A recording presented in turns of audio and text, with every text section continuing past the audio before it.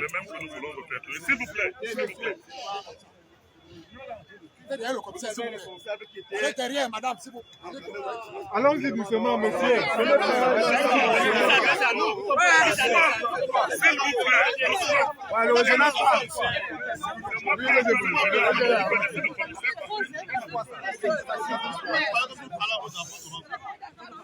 Oh! S'il vous plaît. Il y a un seul interlocuteur. Laissez le régional parler. J'ai dit ça. Écoutez, vous êtes responsable.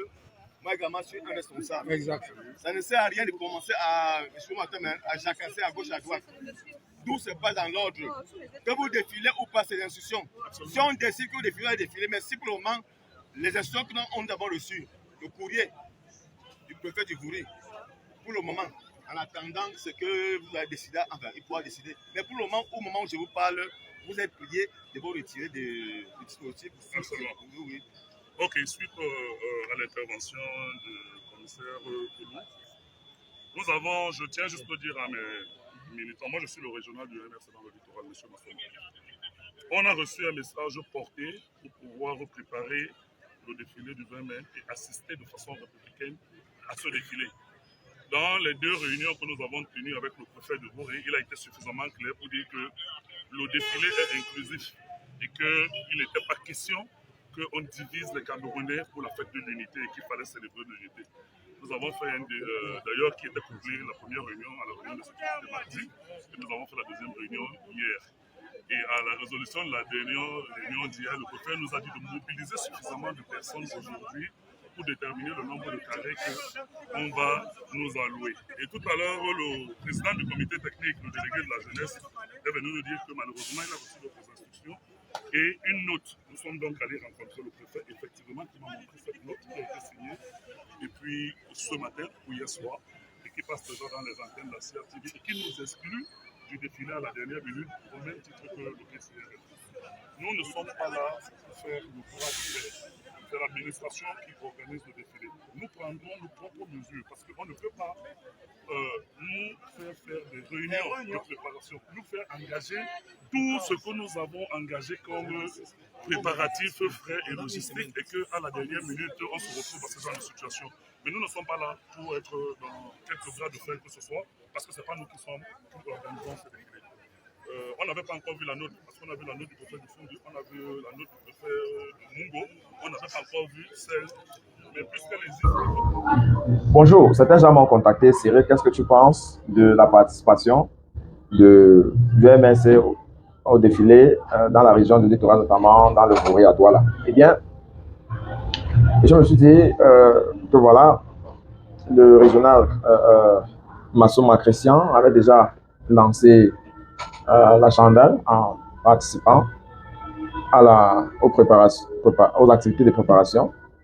Et maintenant qu'elle est interdite, selon les dires de Lord Nochan, on a envie de se demander si ce n'était pas un piège qui était tendu, encore une fois, pour humilier le MRC, lorsqu'on sait que c'est un parti qui se dit légaliste. Et pourquoi est-ce que les administrateurs dans le Fonti ont voulu que ne participent à ce défilé que des partis de l'opposition représentés dans les différents organes électifs, le conseil municipal et le parlement? Pourquoi est-ce que le MRC fait du forcing pour pouvoir également participer? Je dis non, vous dites bien que le préfet de Fonti, mais là on est dans le littoral et ce sont des différents responsables.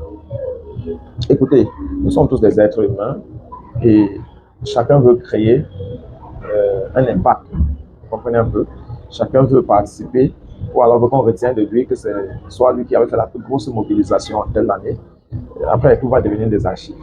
Donc, ça serait un peu souvent difficile de respecter les lignes du parti. Et surtout que le parti ne s'est pas ouvertement prononcé si il faut participer au défilé ou pas. Donc là, le parti a laissé sur ça libre à chacun. Tu sais, il y en a beaucoup qui pensent qu'à un moment donné, où le plus important, c'est l'inscription sur les listes électorales. Il ne faudrait pas qu'on nous en compte.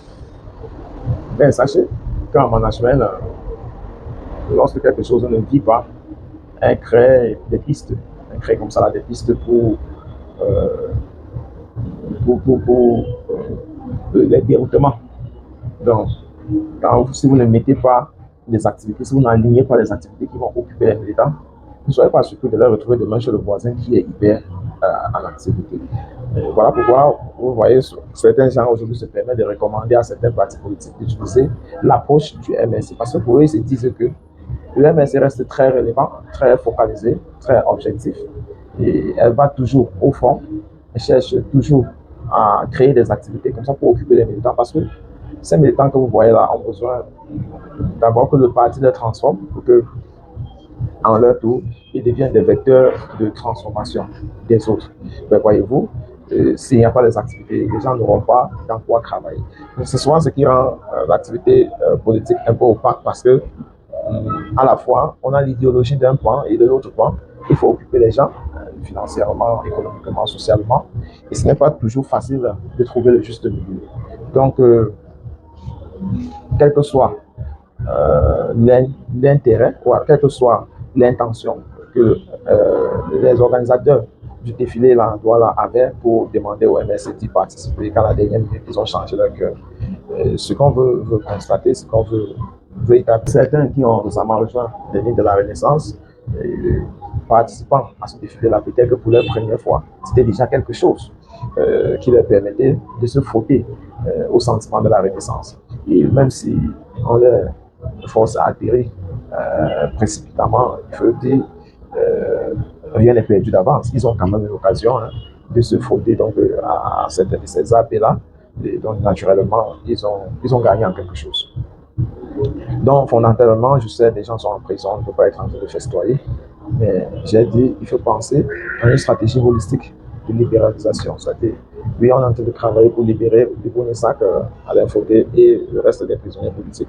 Mais n'oublions pas également que nous devons donner vie à ceux qui sont encore libres. Parce que nous tous, nous n'avons pas les mêmes degrés de compréhension d'un certain nombre de sujets. Donc, il faut vraiment une équipe qui comprend tous ces comportements de la société et essaie de venir en aide à chacun d'entre eux. Je pense que de cette façon-là, l'implantation du parti et son impact suivra. Je posais hier avec certains amis qui disaient en réalité qu'un bon politicien, un leader politicien, c'est celui qui peut dire sortez et puis il a au moins 600 personnes derrière lui. Donc, cela c'est un message personnel. Nous devons travailler à ce que nous impactons les vies individuellement, de telle en sorte que les gens à travers nous peuvent s'identifier et nous suivre chaque fois que besoin y est. Vraiment, c'est un travail que nous devons le faire intérieurement jusqu'à ce que nous avons la conviction que si il y a une situation, nous demandons à 1, 2, 3 personnes de se sacrifier, eh bien, ils peuvent le faire. Voilà ce que je pense. Dites-moi en commentaire ce que vous pensez de cette décision, parce qu'il faut aller aussi au-delà de toujours jouer à la jeu. Ils ont peur, ils n'ont pas peur, c'est clair. Ils ont peur, mais après ça maintenant, quelles sont les leçons qu'on peut tirer d'une telle situation?